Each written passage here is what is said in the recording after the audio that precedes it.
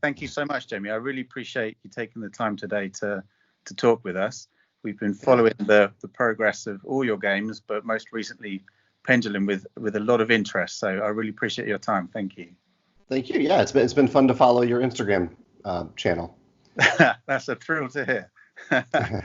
I think one of the first games, everyone's got their gateway game stories, but one of the first games that really sold me into games, I'd played a few, but the first one that made me fall in love with them deeply was Viticulture, because was just such a more absorbing experience than I'd ever had with anything with a tabletop game in my life. And I mean, thousands of games later, it kind of all started there. So I mean, you were one of the beginning ones for me.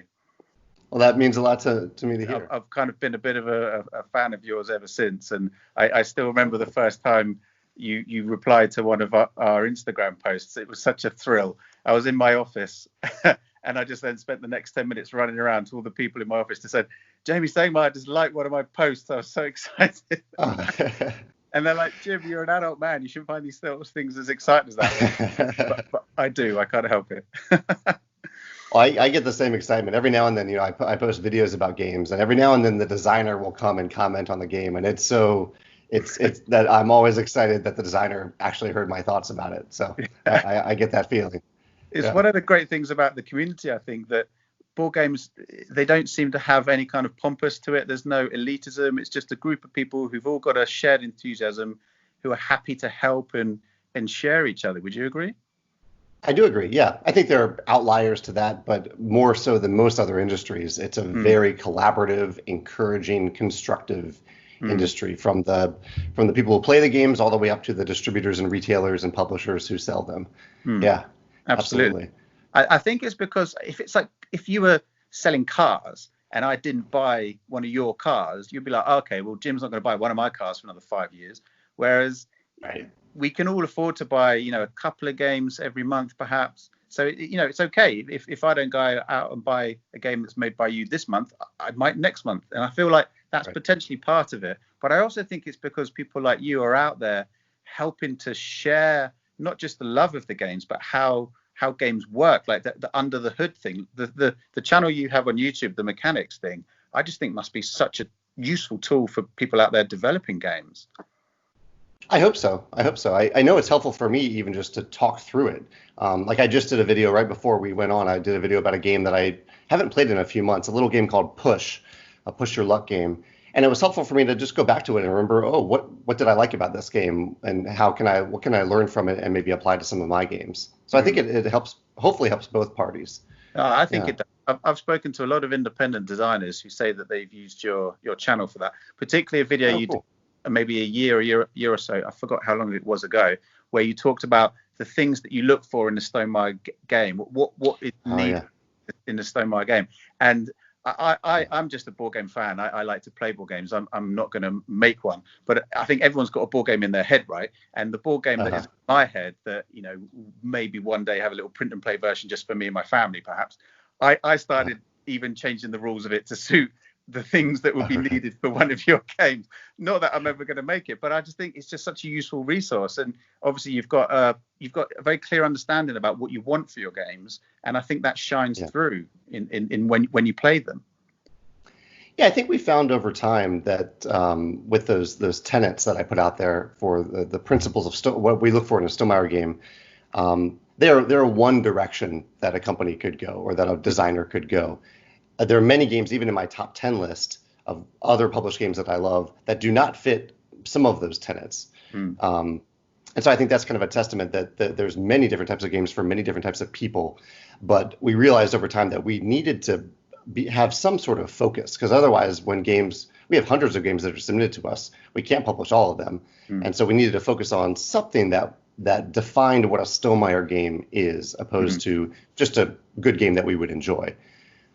Yeah, that makes sense. I mean, this game Pendulum that is about to come out now, that's one of your design days. And I wanted to ask, because there must be so many great games. I imagine the standard on those days is very high. So is it a useful tool for you to then walk around when you see these games to think, how many of these things does this game tick off? Is this going to be easy to develop? Is this going to have the Stegmaier branding on it from play one? Yeah.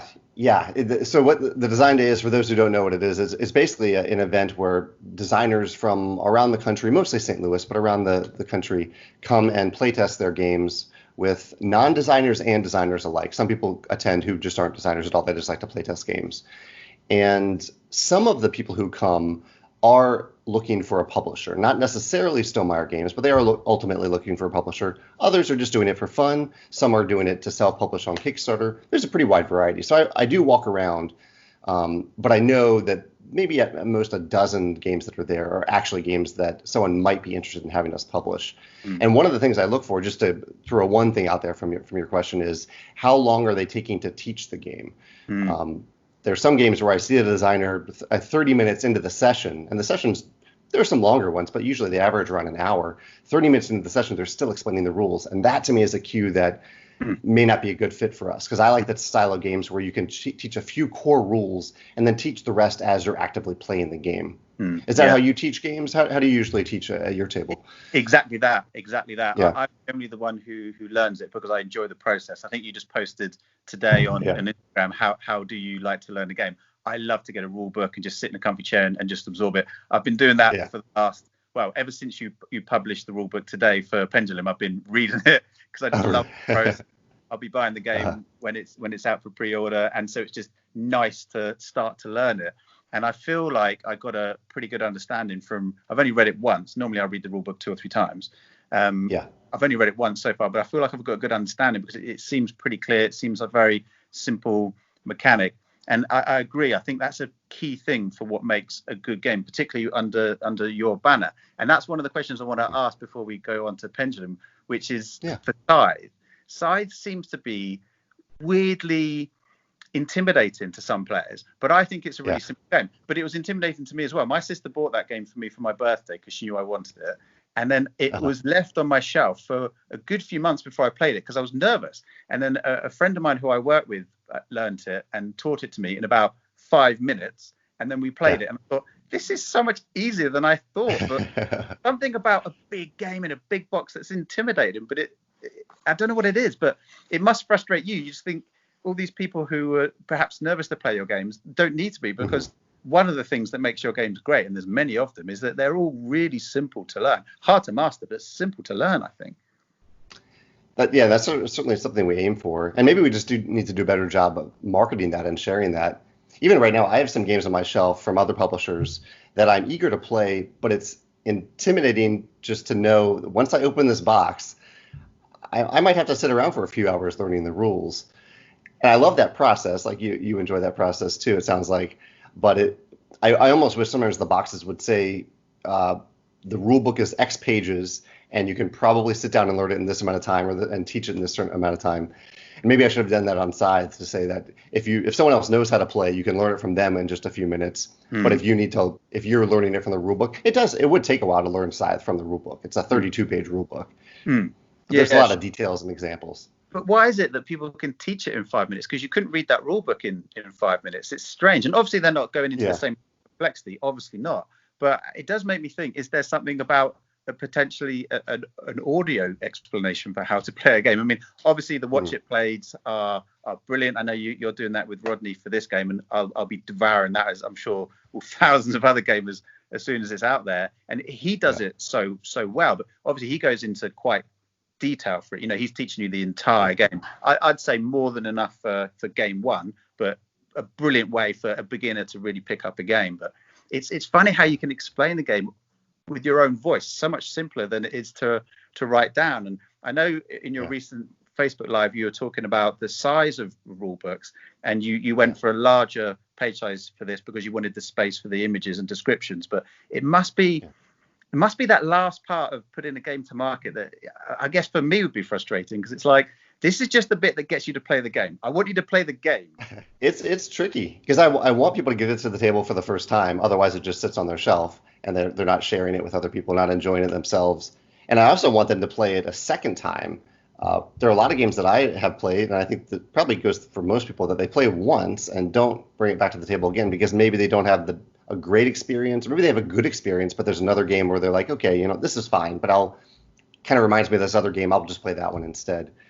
And so it's tough. I mean, we try our best to design games around having a good first experience, good enough that will make you curious about playing a second time. And I think one of the things that does help is almost all of our games have a sense of progression to them. So you're choosing different paths to go on, and you're feeling more and more powerful as you're playing. And I think inherently in any game that I play, when I have that happen, because I feel stronger and more powerful at the end of the game, that feels good. And then as I ended, I'm like, oh, but what if I had gone down this other path and felt powerful in a different way? And that gets me to return to the table as well. Excellent. Yeah. I mean, I think another thing that really comes out of the rule books of yours is the publisher's notes. And it's kind of feels like I've got Jamey in my ear, and he's thinking, and in the Pendulum rule book, it's kind of saying, maybe for your first game, put the timers aside just before you learn it. And I feel like that's you sitting there kind of going, don't worry, you'll get to game 3, okay. You'll have this. Just learn the basics, get it to the table, and start having some fun. And I really like that, because that's how I feel when I'm teaching the game to people. People have always got hundreds of questions. I say, don't worry so much about that. Let's just play the first game, and by the end of it, you'll know it really well. And then game 2, you can crack on. I think that's a good part about your game. So yeah, I love how you do that. So back onto Pendulum, the thing that fascinated everybody on the internet about this first was the real time thing. I think everyone's got their head around it now, because you've explained it a little bit more now. But it's still in the rule book. I noticed there was 3 or 4 times when you were kind of saying, don't worry, it's still going to be okay. Use these to kind of relax. There's 2 or 3 references in the rule book where you say, here's a great time to take a breather, or maybe even go to the toilet if you want to, or take care of other things. It's like it's really on your mind throughout the development process. Yeah, especially, again, for that first play where people can maybe stress about it a little bit, about the idea that these timers are ticking down. And it can, we just wanted to reassure players that it's okay. It's okay to put the timers on the sides. It's okay to pause the game. It's okay to play an untimed round or an untimed game if you're more comfortable with that.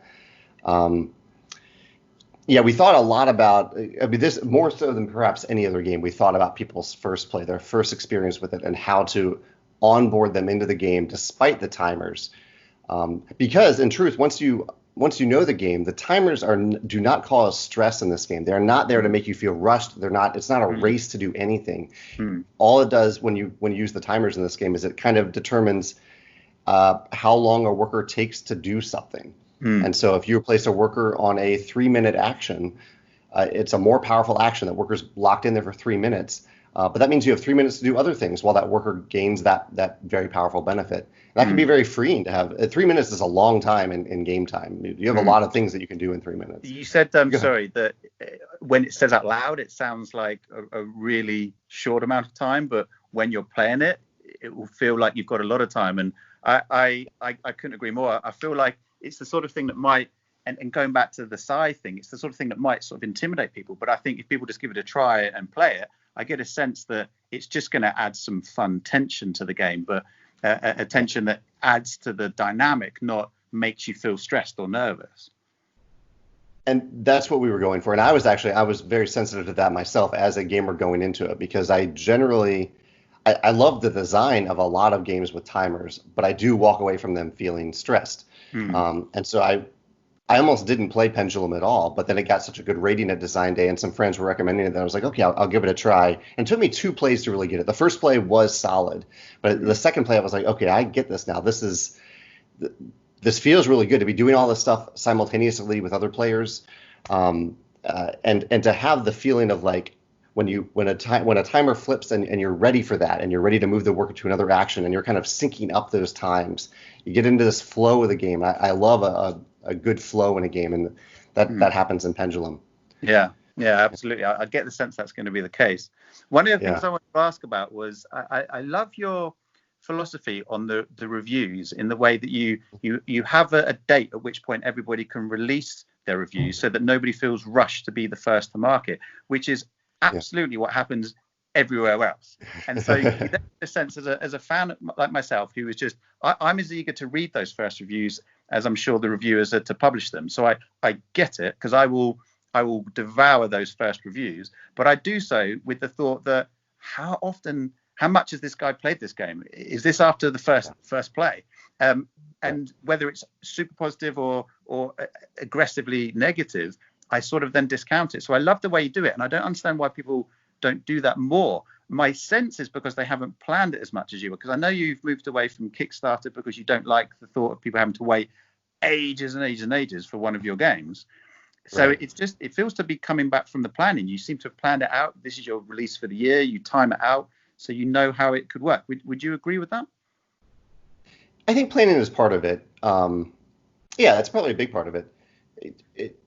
I wonder how many publishers do it, and we kind of don't even really realize it, though. Like even with Kickstarter, it depends on Kickstarter. Sometimes you see reviews come out before the Kickstarter launches. Usually they happen on the launch day, so that is the day. I don't exactly know. I know with Tapestry, there were some posts, I think, on Reddit and elsewhere that were about the Stegmaier Games embargo, the reviewer embargo.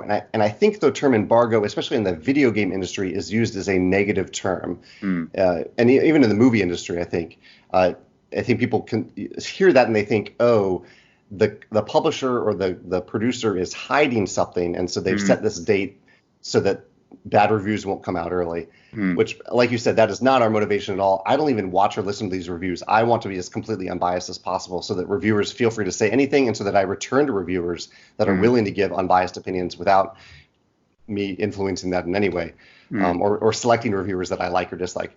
I don't know. I wonder if other publishers do it and we don't think about it, but it is somewhat public when we do it because of what happened with Tapestry.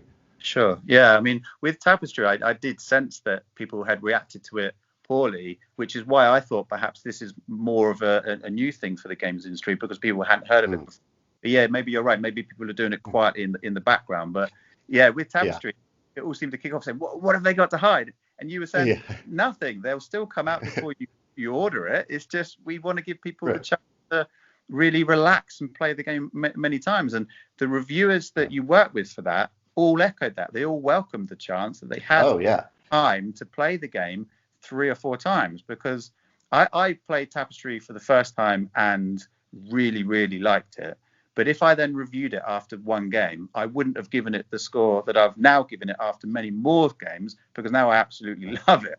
Because I feel like you need a few. I don't generally enjoy many first games because you're still learning the mechanics, and that's not fun because you're kind of feeling stupid and am I making bad choices? Whereas by game 3, game 4, you know what you're doing, you feel comfortable. So I think it's a really good move, and I applaud you for doing it and standing true to your thoughts there. And I'm glad you've done it again this time. But I obviously can't wait to read the reviews, everyone. Not that it matters, I'm going to buy it anyway, but I'm just so keen to see what people think.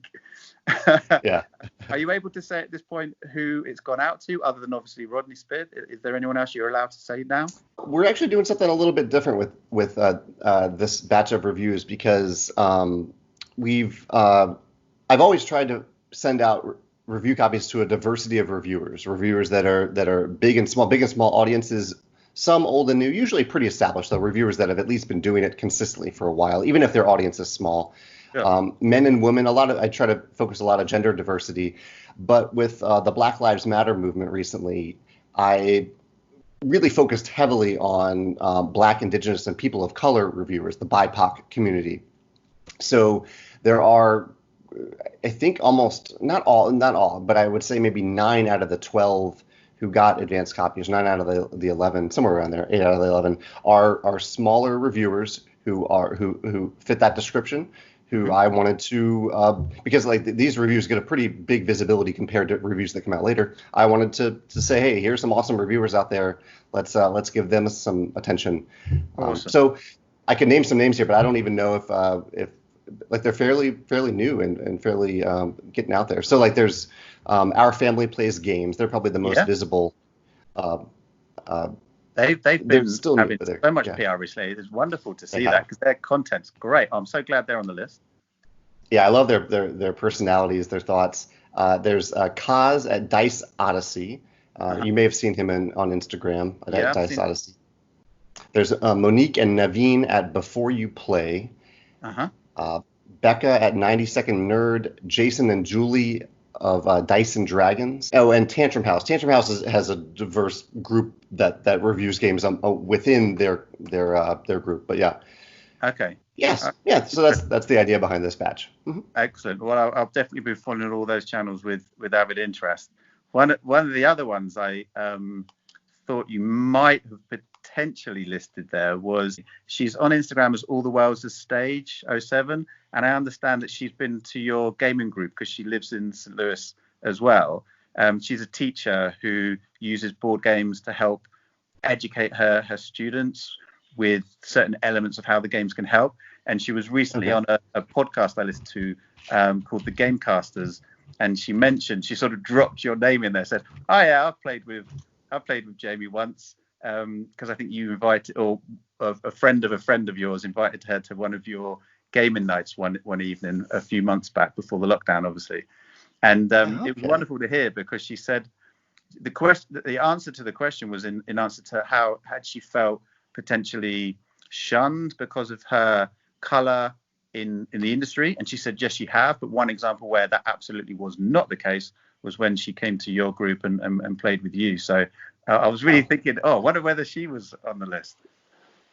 I'm thinking this might be Lydia, but yes, that's right. It is Lydia? Okay, and it's All the World's a Stage. I actually didn't know she was on Instagram. I think that's it. Anyway, I think that's her name. That's the terrible thing about Instagram, is you know everybody by their Instagram handle rather than their real name. I put my name in it, so it's obvious, but some other people obviously have something more cryptic. Oh, wonderful. Well, that's great.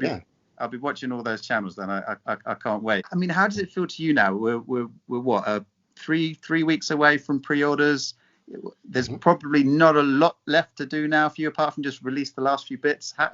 Where's your head right now? I'm interested to know what it's like for you.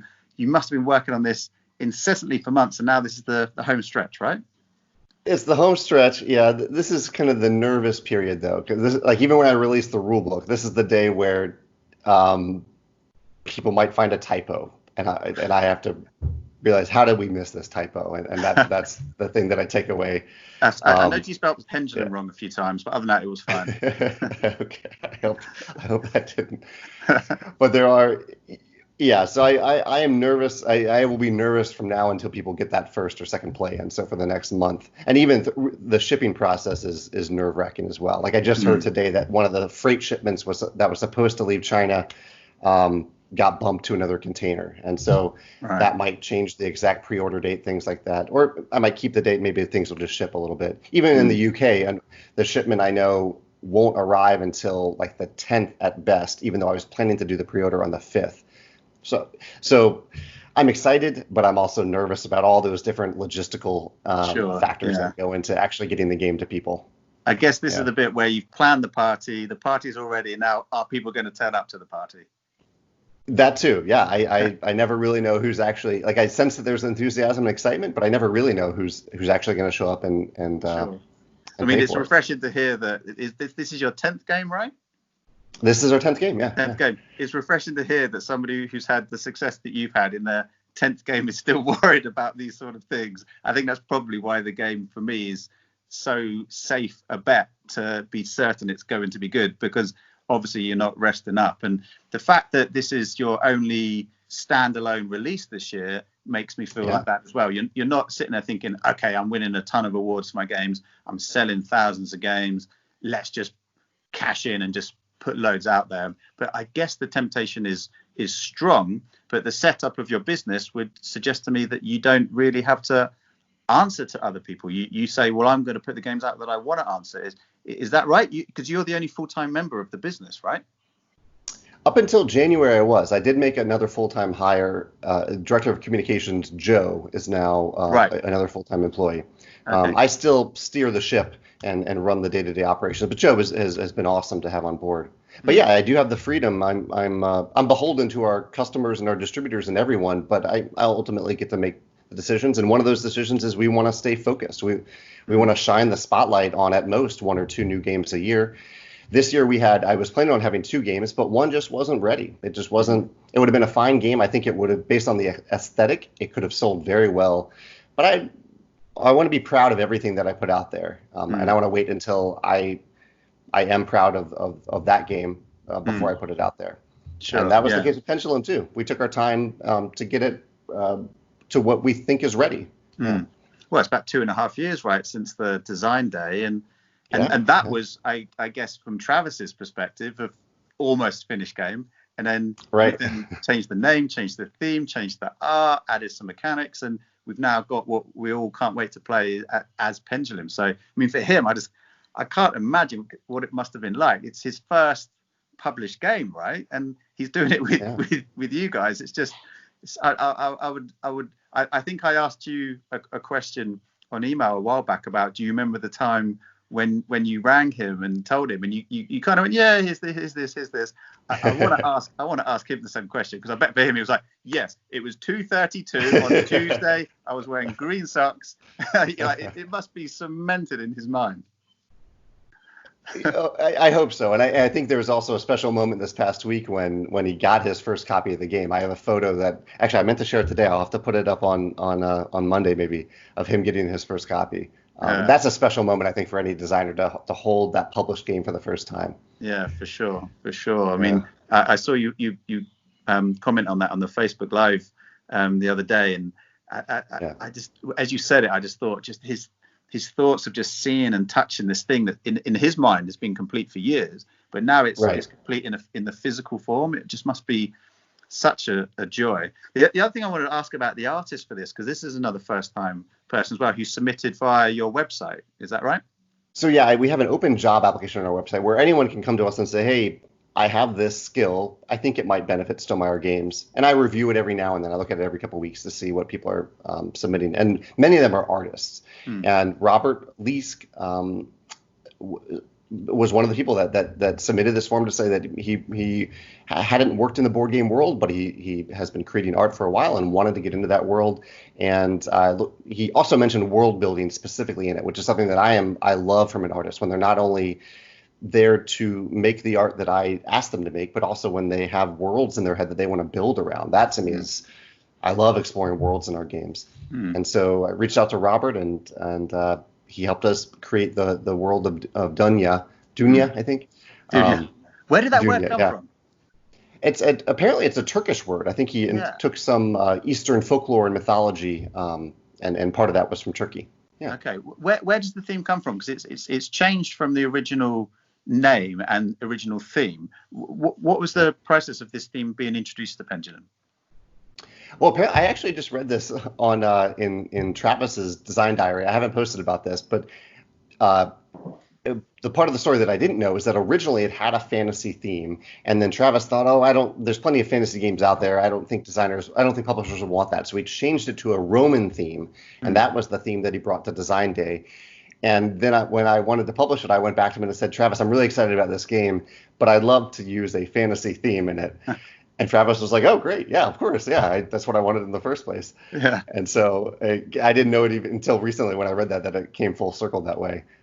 Well, I love the idea behind it. The story on the first page of the rule book just gripped me instantly, because it was one of the few things about the game that I didn't know that much about until I read the rule book, to be honest with you. I'd been devouring everything that you've been putting out there, but hadn't really fully understood the theme. And then reading that rule book, it grabbed me. The story's wonderful. Who wrote that? Where does that bit come from? Travis wrote it, I think, in collaboration with Robert. I think Robert maybe kind of outlined those ideas, and Travis put it into the words that you read in the rule book. Yeah. I see. Okay. Well, it's wonderful, and I think it sells the game in a really different way to all the other bits that I've heard so far. Like, because the box art was obviously the first thing you shared on Instagram as a bit of a tease a few weeks ago, and I loved all the speculation of people, including myself, trying to figure out what this was. Obviously, we had the working title of Sand as well, that everyone had been thinking, is it a sandbox game? Is it this? Is it that? But now the theme comes out. That's the bit that really sells the game to me. I think it's probably why I like so many of your games so much. When I'm playing your games, I feel like I'm doing those things that I'm doing. And the thing that details that the most, the best way I could describe that to you, is the encounter cards inside. When I draw an encounter card inside, and I could quote them almost word for word to you now, I've played it so much. But still, when I turn that card, there is such a thrill for me as I turn it, even though I'm so akin with those words and those cards and those pictures and those choices, it's still such a thrill what it's bringing to me, because I'm in that world, I'm in that theme. It's such an amazing thing, and I feel like this for all of your games. I think that's just the easiest way I can describe it. And that first page of Pendulum just reminded me of the feelings of why I love your game so much. And it's just such a big thing. I would urge everybody, if you're not going to go out and read the whole rule book, go out and at least read that first page. And it's wonderful. It's such an intriguing idea for a game. I don't really understand how it even translates to it, but it's brilliant. I love it, and I can't wait to try. I was kind of, as I was reading, I was thinking, is there going to be some big clock in the box that I don't know of yet then, and the winner gets to just to swing it? Like, it's completely pointless component, but you just get to start swinging it again if you're the winner. But it sounds really, really wonderful, and I wish you the very best with it. I'm sure it's going to be incredibly successful. I hope it is, and everyone's going to be watching with bated breath for this game. But the thing that's going to bug you, I'm sure, is everyone's just going to be asking, so what's next? I'm not going to do that here, because I know you want to talk about Pendulum, and I want to talk about Pendulum. But I am excited about the Tapestry expansion. I am excited about the things coming out next year. But Pendulum is going to be, I think, enough to keep everybody happy for a while at least. I hope. Last question. I'm conscious I've taken a lot of your time already, Jamey. But last question I have to ask. I've asked this question to you before, and I just really wanted to explore it. You talked about in the thing I emailed you that you'd like to make a I Cut You Choose game at some point. Was that just the kind of, oh yeah, I'd like to do that one day, or is there just like a little seed in your head somewhere? Oh, there's both. I would say both. It's okay. I have a very short list of mechanisms that I really, really love, and some I have revisited multiple times. Others I have. I just want to work in that space someday, and I have a long running list of different I Cut You Choose ideas, and it's so far up there that even like whenever I have a thematic, I start with some games. I start with a theme, some with mechanisms, and whenever I have a thematic idea for a game, almost right away I'm saying, oh, could this be my I Cut You Choose game or I Price You Choose game? I really want to work it into a game. I think I tried to do it with I think with one of the civilizations in Tapestry, but I don't think it worked. I think it slowed the game down too much. That's kind of a fun playground to try out those different ideas. But yeah, I still want to do it. The thing that intrigues me about you making one is it being in your style with your production values and your thought process of the story around it, because a lot of them out there are really fun games, but they don't grip me with the theme. I think I could enjoy a bad game if it had a good theme. And so if you could make a really good I Cut You Choose game with a really absorbing theme, it just, for me, intrigues me in quite an exciting way. But like I said, I really don't want to talk too much about what's next. It's just very hard to not do that.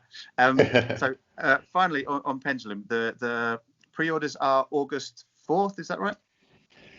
August 5th, tentatively. If any of these freight shipping things compound it to the point where I'm not comfortable going with that day, it'll be a few days later, but early August, I think, is what we're looking at. Okay. Yeah. And the best place and the only place is to go to Stegmaier Games website to place your orders, right? I consider that the best place. I'm also totally fine if someone pre-orders from their local retailer that they want to support, or their preferred online retailer. There's a little uncertainty if you do that, if you'll actually get a copy, because we'll sell them as many copies as we can, but they may not have enough to fill those pre-orders. If you pre-order from us, we'll definitely send it to you within August. Sure. Okay. Well, right. So it would be order in August to receive in August. That's right. Yeah. Wonderful. Okay. I mean, so going back to what we briefly talked about earlier with Kickstarter, and one of the reasons why you've moved away from there is because you don't want the wait time for people to be.